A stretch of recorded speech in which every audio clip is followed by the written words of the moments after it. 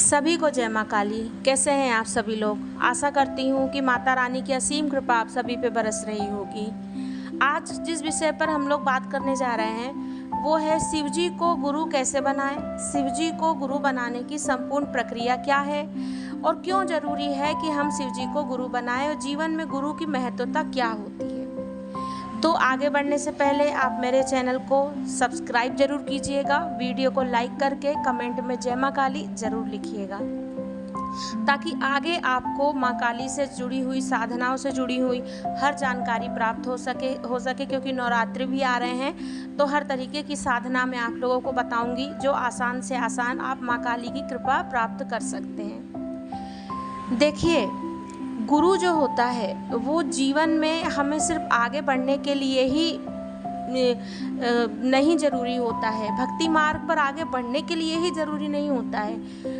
गुरु हमेशा ऐसा होना चाहिए जो हमें इस जीवन का असली महत्व समझा सके कि हम इस जीवन में क्यों आए हैं और किस तरह हम अपने गृहस्थ जीवन में रहकर आगे बढ़ सकें, क्योंकि हर इंसान पर्वत पर या नदियों के किनारे जाकर तपस्या नहीं कर सकता। जिसको भगवान ने गृहस्थी दिया है तो वो ये सब नहीं कर सकता है। तो एक गुरु जो होता है वो उसे गृहस्थी में रहकर सिखाता है कि वो आगे कैसे बढ़े। हर इंसान अच्छे से अच्छा गुरु ढूंढता है, लेकिन आज के समय में, इस समय में अच्छे गुरु का मिलना बहुत मुश्किल हो गया है। अच्छे गुरु का चुनाव करना बहुत मुश्किल हो गया है। अक्सर बहुत लोग ऐसे होते हैं जो गुरु बनाने के बाद गुरु से कई वर्षों तक मिल नहीं पाते हैं, बस गुरु मंत्र ले लेते हैं और बस वही, इसके बाद में कभी नहीं मिल पाते हैं। अगर उनके मन में कोई संशय भी होता है तो इधर उधर भटकते हैं। देखिए, गुरु का मतलब ही होता है कि भटकाव का बंद होना। अगर गुरु के रहते भी हमें भटकना पड़े तो फिर गुरु के होने से नहीं होने से कोई फायदा नहीं होता है। तो गुरु और शिष्य का ऐसा ही एक संबंध होता है। अब अगर हमें अच्छा कोई गुरु नहीं मिल रहा है, हम भक्ति मार्ग पे हैं, हम साधना मार्ग पे हैं, हमें आगे बढ़ना है, हम नहीं जानते हैं कि हमें पूजा किस तरह करनी चाहिए, या हमें डर लग रहा है कि हम अगर कोई मंत्र करेंगे, कोई साधना करेंगे तो कहीं उससे हमें कोई नुकसान नहीं हो जाए, तो उसके लिए हमें गुरु की आवश्यकता बहुत ज़रूरी होती है। तो सबसे सरल उपाय है शिवजी को गुरु बनाना। शिवजी सबसे प्रथम गुरु हैं। शिवजी से बड़ा कोई ज्ञानी नहीं है, शिवजी से बड़ा कोई आपको गुरु नहीं मिल सकता। तो शिवजी को गुरु बनाकर आप अपने जीवन में भक्ति मार्ग पर आगे बढ़ सकते हैं।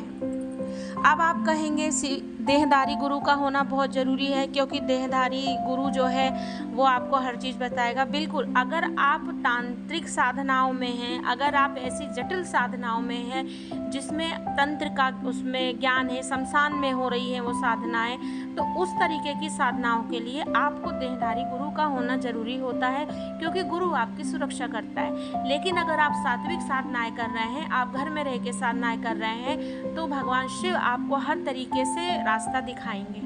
अब क्या है प्रक्रिया शिवजी को गुरु बनाने की, वो हम जानते हैं। तो वीडियो को बिल्कुल भी स्किप नहीं कीजिएगा, पूरी जानकारी आपको इसमें मिलेगी। शिवजी को गुरु कैसे बनाते हैं ये मेरे स्वयं के अनुभव हैं, मेरे वीडियो में कभी किसी दूसरे के नहीं, स्वयं के मेरे अनुभव होते हैं कि मैं कैसे जीरो से बिल्कुल नीचे से भक्ति मार्ग पर आगे बढ़ी हूँ। और मैं ये चाहती हूँ दिल से कि हर व्यक्ति जो नहीं जानता है कुछ, वो भी आगे बढ़े, और कैसे बढ़े वही मैं आपको बता रही हूँ। देखिए, एक अच्छा सा कोई दिन, चाहे सोमवार हो, चाहे प्रदोष हो, चाहे मासिक शिवरात्रि हो, चाहे महाशिवरात्रि हो जो साल में एक बार आती है, आप कोई भी एक अच्छा सा दिन चुन लीजिए।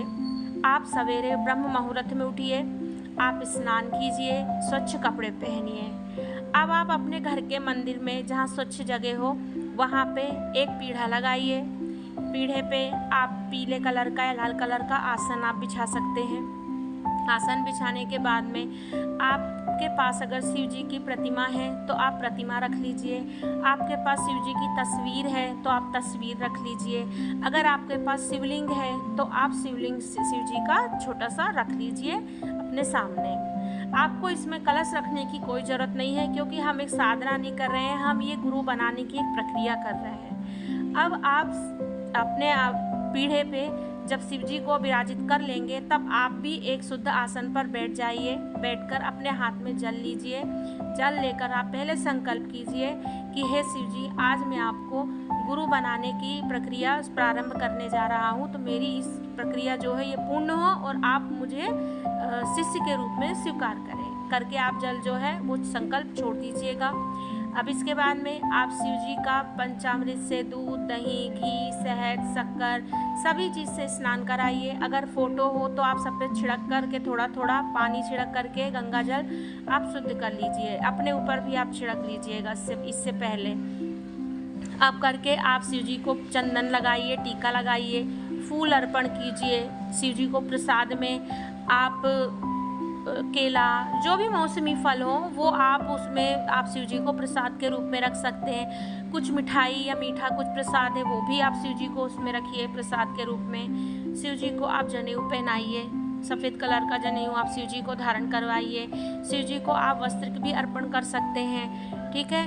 अब इसके बाद में आप एक रुद्राक्ष की माला रखिए, गौमुखी रखिए, और आप अब हाथ में फूल लीजिए, दीपक जलाइए, अगरबत्ती जला के धूप दीप मतलब जैसे आप बाकी की सामान्य पूजा जो करते हैं उस तरह से आप पूरा कर लीजिए।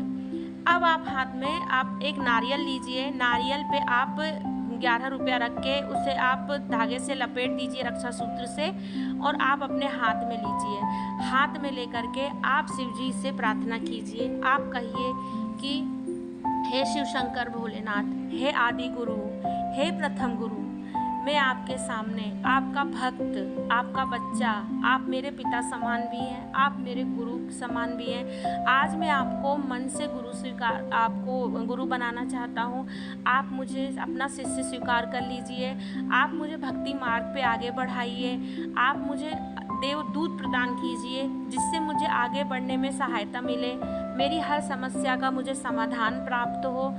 तो ऐसा करके आप सच्चे हृदय से शिव जी से कहिए कि हे शिव जी, मैं पंच तत्वों को साक्षी मानकर आपको आज मैं अपना गुरु मानता हूँ, गुरु के रूप में आज आपको मानता हूँ, और आप मुझे शिष्य के रूप में धारण कीजिए, मुझ पर कृपा कीजिए।